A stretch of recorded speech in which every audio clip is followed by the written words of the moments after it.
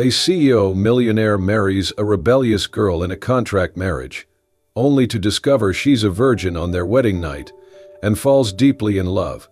The towering glass walls of Blake Enterprises reflected the morning sun, casting sharp, angular beams into the sleek boardroom where Nathan Blake sat at the head of a long, polished table. His sharp jawline, perfectly tailored navy suit, and piercing gray eyes exuded the authority and precision he was known for. Around him, the members of the board waited with bated breath as he concluded yet another flawless presentation on the company's expansion strategy. Nathan clicked the remote, the final slide of the presentation appearing behind him. "And that," he said in his low, confident voice, "is how Blake Enterprises will dominate the next fiscal year." A smattering of polite applause followed, though no one dared to speak unless prompted. Nathan was known for his brilliance in the business world and for his ruthless efficiency. Personal relationships were expendable, emotions were distractions. To Nathan, life was a series of transactions, each move calculated for maximum gain. But before the meeting could be adjourned, the heavy double doors of the boardroom burst open. Gerald Blake, Nathan's father and the formidable founder of the company, strode in, his cane clicking against the marble floor. Though older, Gerald's presence was no less commanding. His sharp eyes scanned the room before settling on his son with a mixture of expectation and frustration. The room fell silent. Even the most seasoned executives shifted uncomfortably in their seats. "Nathan," Gerald's voice boomed, "a word." Nathan's jaw tightened, but he kept his expression neutral. "We're in the middle of a meeting, Father." Gerald waved a dismissive hand. "This can wait." He paused, letting his gaze sweep over the board members. "This cannot." Without waiting for a response, Gerald turned and walked out, leaving the boardroom in stunned silence. Nathan exhaled slowly, standing with the measured calm that defined him. "Meeting adjourned," he said curtly before following his father into the adjoining private office. The moment the door clicked shut behind him, Nathan's cool facade dropped, replaced by a simmering irritation.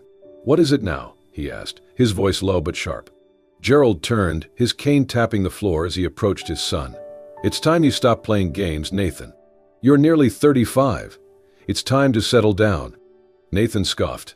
"You interrupted a multi-million-dollar meeting to lecture me about marriage." "This isn't a lecture," Gerald snapped. "It's an ultimatum." Nathan's eyes narrowed. "Excuse me." Gerald's expression hardened.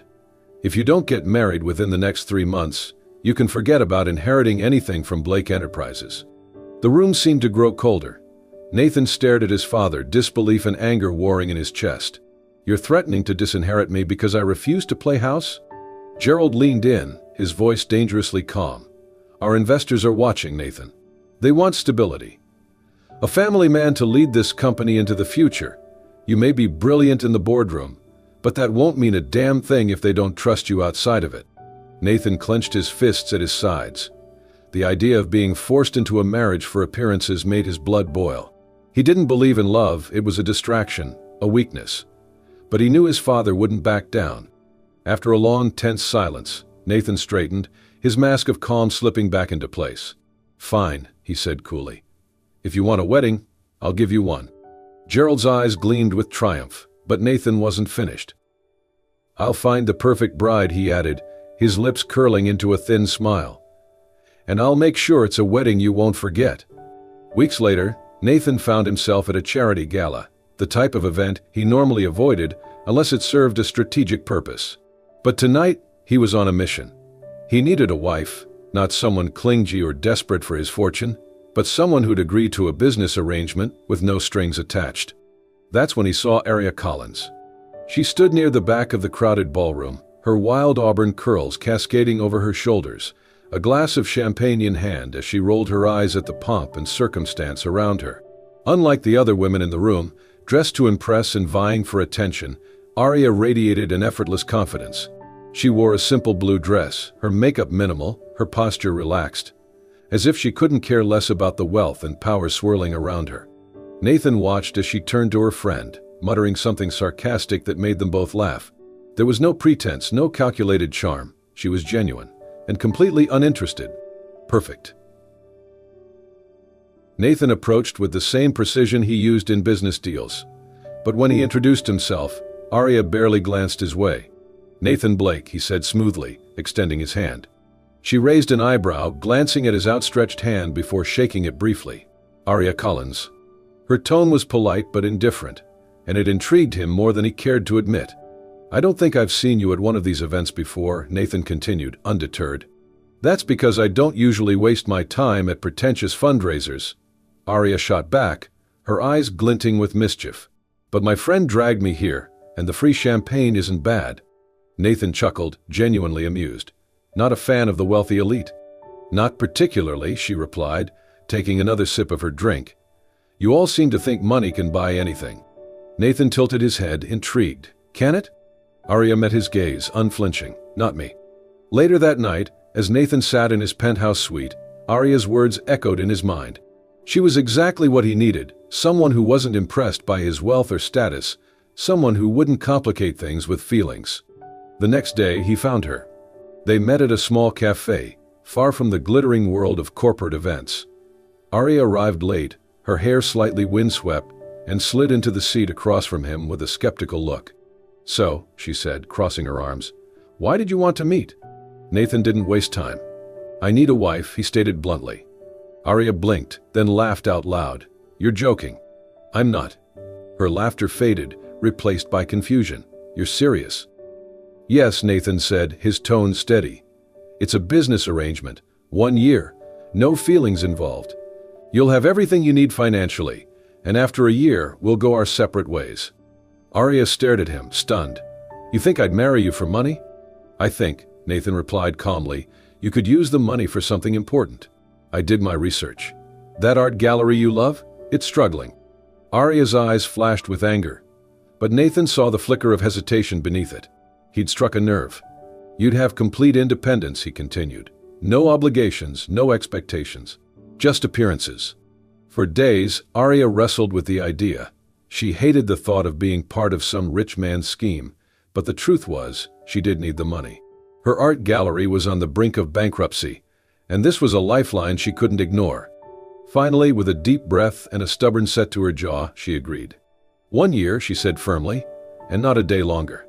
Nathan nodded, sealing the deal with the same cold efficiency he brought to every business transaction. But neither of them realized that this contract marriage would be the one deal that changed everything. The grand hall of the Blake estate was adorned with cascading white roses and sparkling crystal chandeliers, casting a soft glow over the hundreds of guests gathered for what the media dubbed the wedding of the year. Photographers lined the entrance, capturing every glittering detail, from the towering cake to the orchestra playing softly in the background. It was a spectacle, a perfect display of wealth and prestige, everything Nathan Blake's family wanted. But for Aria Collins, it felt like a gilded cage. As she stood at the altar beside Nathan, her hand resting lightly on his arm, Aria's heart beat steadily, not from nerves, but from sheer disbelief at the surreal scene unfolding around her. She wore a designer gown, her fiery auburn hair styled in soft waves, and yet she felt like an imposter in someone else's life. She glanced up at Nathan, whose expression was as unreadable as ever, his gray eyes focused ahead, as if this were just another business meeting to endure. Because for him, that's exactly what this is, she reminded herself, her jaw tightening. The vows were exchanged, the rings slid onto their fingers with mechanical precision, and when the officiant declared them husband and wife, Nathan leaned down, brushing a polite, practiced kiss against her cheek. The cameras flashed, and the crowd erupted in applause, but all Aria felt was the suffocating weight of the contract they had just sealed. The days that followed were no less disorienting. Aria moved into Nathan's penthouse, a sprawling space of glass and steel that overlooked the city skyline. It was pristine and cold, much like its owner, with not a single personal touch in sight. No photos, no mementos, just expensive furniture and the faint scent of leather and cologne.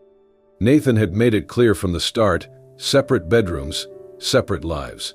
They would appear together at public events, play the part of the perfect couple, but behind closed doors, they were strangers bound by a contract. Aria had expected the arrangement to be simple. After all, she had no intention of falling for a man like Nathan, arrogant, emotionally detached, and obsessed with control. But as the days turned into weeks, the tension between them became impossible to ignore. It started with small things. Nathan was meticulous about his routines, early mornings at the gym, followed by back-to-back meetings, and late nights buried in work. His life was scheduled down to the minute, and he didn't appreciate disruptions. So when Arya left her art supplies scattered across the dining table or played music too loud in the mornings, it grated on his nerves.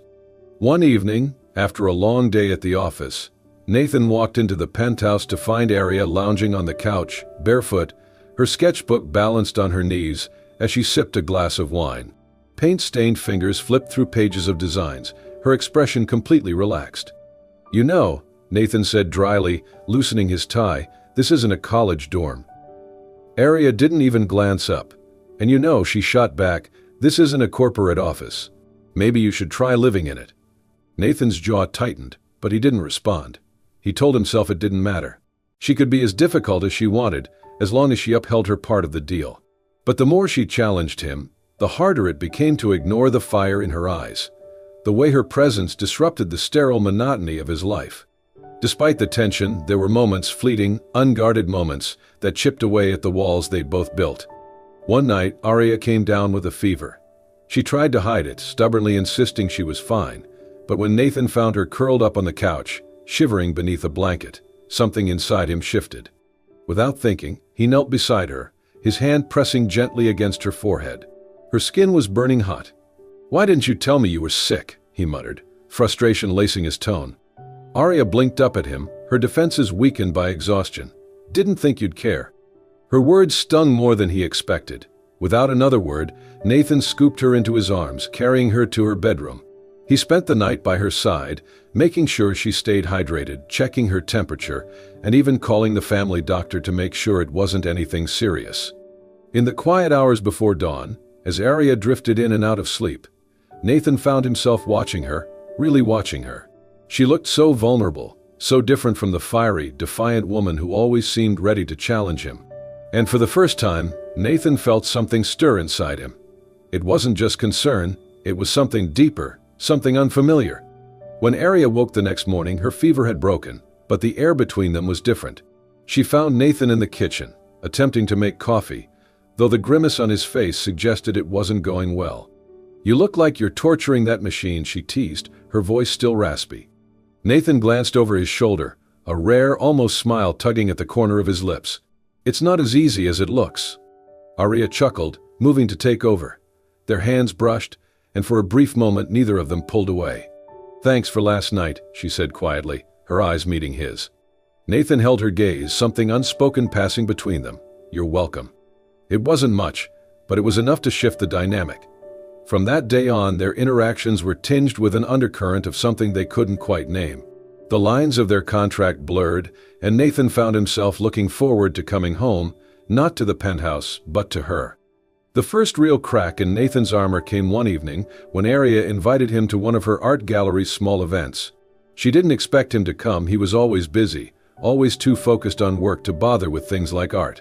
But to her surprise, he showed up, standing awkwardly at the back of the room, his presence commanding even in casual attire. Arya caught his eye across the room, a smile tugging at her lips. After the event, as they walked home in the cool night air, she turned to him. "Why did you come tonight?" she asked softly. Nathan was silent for a moment, his hands buried in his pockets.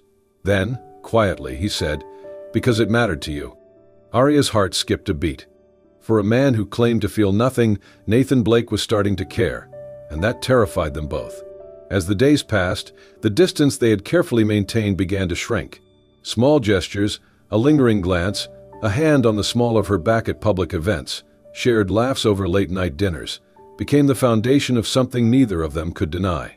They were still pretending in front of the world, but behind closed doors, something very real was beginning to bloom. And neither Nathan nor Arya were prepared for how deeply it would change them. The sprawling Blake family estate was nestled in the rolling hills of the countryside, its grand, historic architecture standing as a testament to generations of wealth and power. It was the kind of place where appearances were everything, and Nathan knew better than anyone how to play the part of the dutiful son and successful CEO. But this weekend felt different. The annual Blake family retreat was a tradition Nathan had never cared for, but this year there was an added complication: Arya. Their marriage, though legally binding, had always been a performance for the outside world. But now, surrounded by family who scrutinized their every move, the pressure to maintain that illusion was suffocating. From the moment they arrived, Nathan noticed how his family eyed Arya, their polite smiles barely masking their curiosity. She was unlike the other women who had drifted through Nathan's life, too outspoken, too independent, too real. And yet, she fit into his world in ways he couldn't understand. As the evening of the second day approached, the family gathered in the grand dining hall, where laughter and clinking glasses filled the air. Nathan watched as Arya navigated the room with grace, her sharp wit and easy charm disarming even the most judgmental of his relatives. She was wearing a simple, elegant dress that hugged her figure just enough to make Nathan's pulse quicken, though he quickly shoved the thought aside. This is just part of the act, he reminded himself. But the more he watched her, the harder it became to believe that. Later that night, after the last toast had been made, and the guests began to drift off to their rooms, Nathan and Arya made their way down the long corridor to the master suite they were expected to share. Their footsteps echoed off the marble floors, and the air between them was thick with something unspoken. As Nathan opened the door, Arya stepped inside, her eyes scanning the opulent room. A massive four-poster bed stood at its center, its crisp white linens an unavoidable focal point. "Well," Arya said lightly, though there was a nervous edge to her voice, "I guess this is where we keep up appearances." Nathan closed the door behind them, his jaw tightening. The room suddenly felt too small, the air too charged. For months they had danced around each other, maintaining the boundaries of their contract. But here, in this room, the lines blurred. He moved toward her, his eyes darkening. "No one's watching now," he murmured. Arya's breath hitched. She met his gaze, and for a moment, neither of them spoke. The tension between them crackled like static electricity, the space shrinking until it felt like the only thing left was the pounding of their hearts. Then Nathan reached out, brushing a loose strand of hair from her face. His touch was gentle, but it sent a shiver down her spine. "Arya," his voice was low, almost a whisper, and for the first time, it wasn't the cold, controlled tone she was used to. She didn't pull away. Their lips met in a slow, tentative kiss, one that quickly deepened as months of suppressed emotions came rushing to the surface. Nathan's hands found her waist, pulling her closer, while Arya's fingers tangled in his hair, anchoring herself to him as if afraid he might disappear. They stumbled toward the bed, their kisses growing more urgent. Nathan's jacket hit the floor, followed by Arya's delicate dress, slipping from her shoulders. But as his hands began to explore the curves of her body, he felt her tense beneath him. "Nathan, wait." Her voice was breathless, trembling. He pulled back slightly, his brows furrowing. "What's wrong?" Arya's cheeks were flushed, her eyes wide with something between fear and vulnerability. She took a shaky breath, her hands gripping the sheets beneath her. I've never done this before." For a moment, Nathan didn't understand. He stared at her, the words sinking in slowly. Then it hit him. He trailed off, his voice barely audible. Arya nodded, her gaze dropping to the space between them. "Yeah." Nathan's mind raced. He felt like the ground had shifted beneath his feet. All this time he had assumed Arya was like any other woman in his world, experienced, worldly, unattached. But this changed everything. He sat back, running a hand through his hair as he tried to process the revelation. "Why?" he asked quietly, not out of judgment but genuine curiosity. Arya swallowed hard, her voice soft. "Because I was waiting for something real. And this," she gestured between them, her eyes glistening. "This was never supposed to be real." Nathan felt something twist in his chest. The realization hit him harder than he expected. This wasn't just a contract for her. She had given him a piece of herself, even if unintentionally, and he hadn't deserved it. He reached out, his fingers brushing against hers. "Arya," he said gently, "we don't have to do this." She looked up at him, surprised. His eyes were softer than she'd ever seen, filled with an emotion she couldn't quite name. "I mean it," he continued. "I don't want this to be something you regret." Arya's heart ached to sincerity in his voice. She nodded slowly, and Nathan leaned in, pressing a tender kiss to her forehead before pulling the covers over her. They lay side by side in silence, the distance between them feeling both vast and non-existent. The next morning, something had shifted. Nathan found himself watching Arya over breakfast, noticing the small things, the way her nose crinkled when she concentrated, the soft hum she made while stirring her coffee. She was unlike anyone he'd ever met, and he couldn't shake the feeling that she had gotten under his skin in a way no one else ever had. From that day on, Nathan couldn't pretend anymore. The contract felt like a chain around his neck, Not because it bound him to Arya, but because it kept him from telling her how he really felt. He started doing small things for her, bringing her favorite pastries from the bakery she loved, leaving notes on her art supplies, and surprising her with tickets to art exhibitions. At first, Arya was skeptical, brushing off his gestures as part of the act. But the more he persisted, the harder it became for her to ignore the growing warmth in her chest. Late-night conversations replaced their previous silence. Nathan shared stories of his childhood, his strained relationship with his father, and the loneliness that came with his success. In return, Arya opened up about her dreams, her fears, and the life she'd left behind when she agreed to their marriage. One evening, as they sat on the balcony overlooking the city lights, Nathan finally broke the silence that had been weighing on him. "I don't want this to be just a contract anymore," he said quietly, his gaze fixed on the horizon. "I want us to be real." Arya's heart pounded in her chest. She turned to him, her eyes searching his face for any sign of insincerity. But all she saw was the man she had come to care for, his walls finally crumbling. "I'm scared, Nathan," she admitted softly. "So am I," he whispered, reaching for her hand. "But I'm more scared of losing you." And in that moment, Arya realized that the man she had once seen as cold and distant had become the person she couldn't imagine her life without. Their contract had brought them together, but love, real, messy, terrifying love, was what would keep them together. The morning sunlight streamed through the towering windows of the penthouse, casting a soft glow over the sleek, modern decor. Nathan sat at the kitchen island, a cup of black coffee in hand, his mind still replaying the quiet moments he and Arya had shared the night before.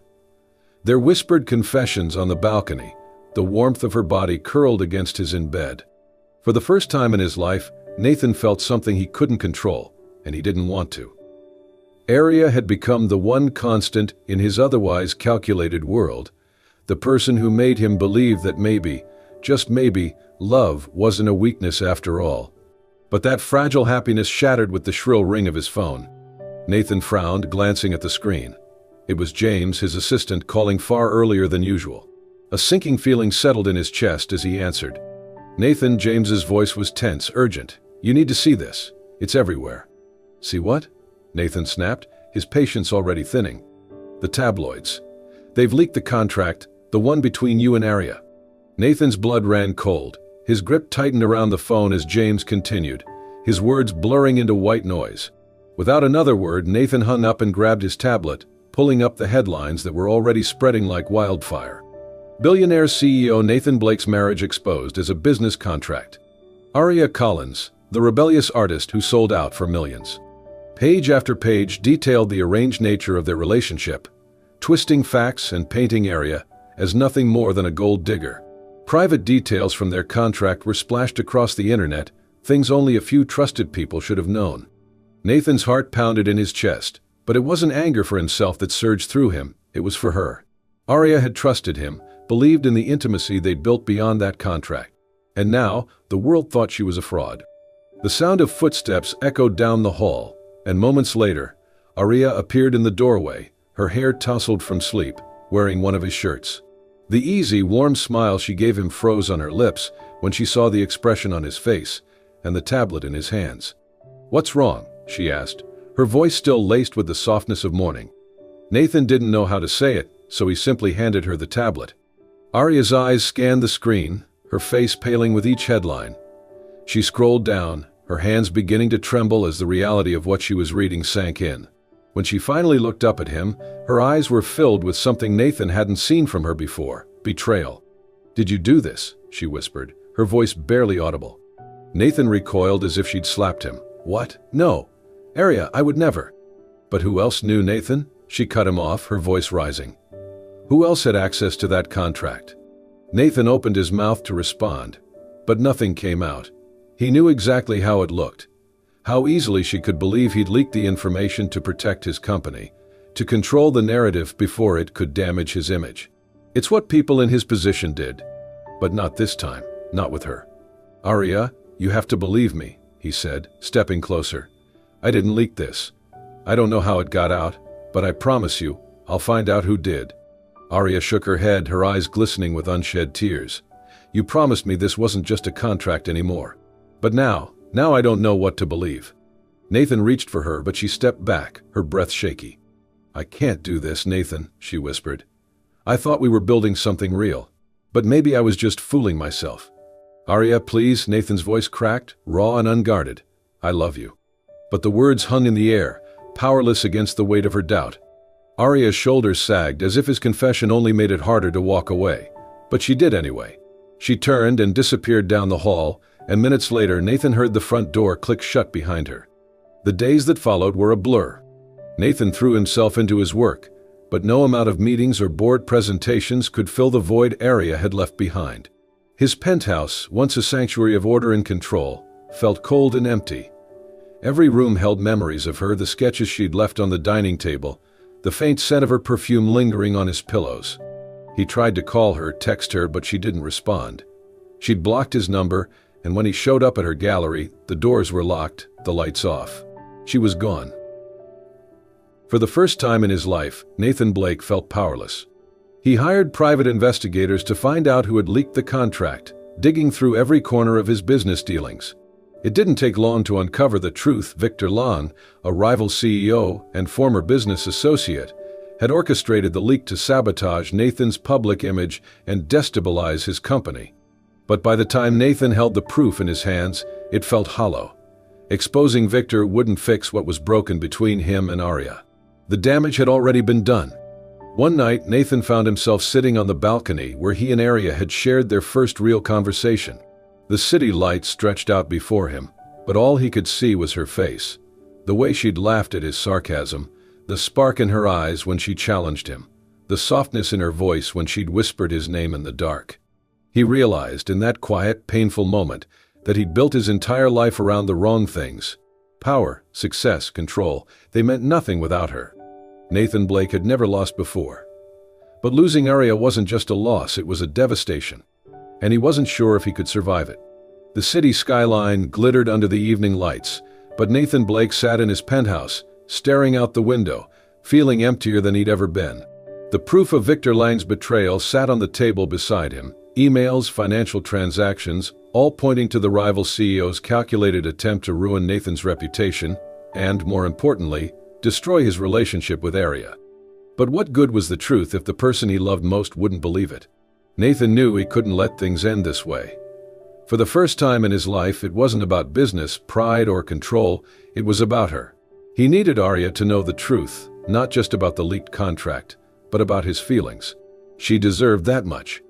The next morning, Nathan stood at a packed press conference, cameras flashing, reporters shouting questions. But he wasn't here to talk about mergers or profits. He was here to talk about Arya. He stepped up to the podium, his usually stoic face softened by vulnerability. "I'm not here to discuss business today," he began, his voice steady but carrying an unusual warmth. "I'm here to set the record straight." The room fell silent. "There's been a lot of talk about my marriage to Arya Collins," he continued, his gray eyes scanning the crowd. "Yes, our marriage began as a contract, but what no one seems to understand is that contracts don't build trust. They don't create laughter, late-night conversations, or quiet moments of care. Arya did that. She brought life into my world when I didn't even realize how empty it was." A hush fell over the crowd, the weight of his words sinking in. "The contract was leaked by Victor Lang, a man whose only goal was to undermine everything I care about. But he didn't just attack me, he attacked the integrity of a woman who never deserved this scrutiny." Nathan paused, his voice growing softer. "Arya is the most genuine, passionate, and courageous person I've ever met. She didn't marry me for money or status. She married me because, despite everything, she believed there was more to me than the cold exterior I showed the world." He swallowed hard, his next words barely above a whisper. "And I love her. Not because of what she's done for me, but because of who she is." With that, Nathan stepped down, ignoring the flood of questions from the reporters. He didn't care about the headlines anymore. The only thing that mattered now was whether Arya had hurt him. Across town, in her small apartment above the gallery, Arya sat frozen in front of the television. She hadn't planned on watching the press conference, but something had compelled her to turn it on. And now, hearing Nathan's words, she felt her heart crack wide open. For days, she'd tried to convince herself that Nathan had betrayed her, that he was just another cold-hearted businessman who'd used her for his own gain. But as she listened to him bare his soul in front of the world, she realized how wrong she'd been. She remembered the small, thoughtful gestures, how he'd brought her favorite coffee without her asking, how he'd stayed up with her when she was sick, how he'd looked at her like she was the only person in the room. Those moments hadn't been part of any contract. They had been real. And so were her feelings. Tears welled in her eyes as she grabbed her coat and rushed out the door. Nathan was back in his penthouse, staring out at the city lights, when the doorbell rang. His heart leapt, but he told himself not to hope. It was probably James or one of his security team checking in after the press conference. But when he opened the door, his breath caught in his throat. There she was, Arya, her hair windblown, her cheeks flushed from the cold, and her eyes shining with unshed tears. For a moment, neither of them spoke. The air between them was thick with everything they'd left unsaid. Then Arya broke the silence, her voice trembling. "I saw the press conference." Nathan's throat tightened. "Arya, I." But she shook her head, stepping closer. "Let me talk." He nodded, swallowing hard. "I thought you betrayed me," she whispered, her eyes searching his face. "I thought everything we had was just pretend. But I was wrong. I've been wrong about so many things." Nathan's heart pounded, hope flickering in his chest. "I don't care about the contract," Arya continued, her voice gaining strength. "I don't care about the money or the company. I care about you." Her eyes glistened as she took another step forward. "I love you, Nathan. Not the CEO, not the billionaire, the man who stayed up with me when I was sick, who believed in my art, who made me feel seen in a way no one else ever has." Nathan felt like the ground had shifted beneath him, but this time it wasn't fear or uncertainty, it was relief. Pure, overwhelming relief. Without another word, he closed the distance between them, cupping her face in his hands as he pulled her into a kiss that was soft, tender, and filled with all the things they'd both been too afraid to say. When they finally pulled apart, their foreheads rested together, their breaths mingling in the quiet. "No more contracts," Nathan whispered, his voice hoarse. "Just us." Arya smiled through her tears, her heart finally at peace. Just us. Months later, the once sterile penthouse had transformed.